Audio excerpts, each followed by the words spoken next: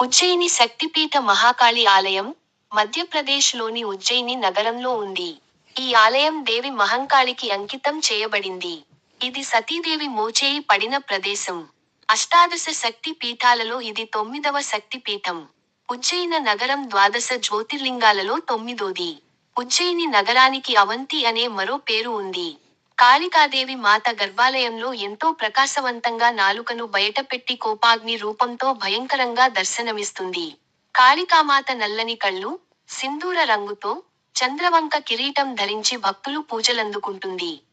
ఆలయంలో, మహాలక్ష్మి సరస్వతి విగ్రహాల మధ్య మహాకాళి విగ్రహం దర్శనమిస్తుంది. ఇంకా ఈ ఆలయంలో స్థిరమన్ గణేష్ ఆలయం గర్భకాళి ఆలయాలు ఉన్నాయి.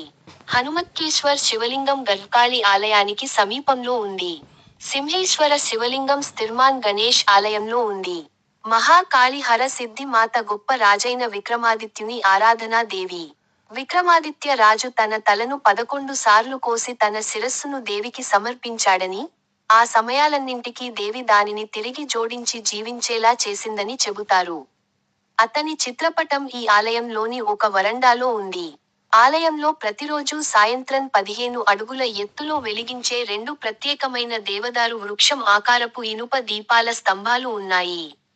హరసిద్ధి మాత ఆలయంలో, అన్నపూర్ణదేవి, సరస్వతీ దేవి విగ్రహాలు ప్రతిష్ఠించబడ్డాయి. గాడ్ కాళికాలోని ఉజ్జయినిలో కాళికాదేవి ఆలయం మరొకటి ఉంది.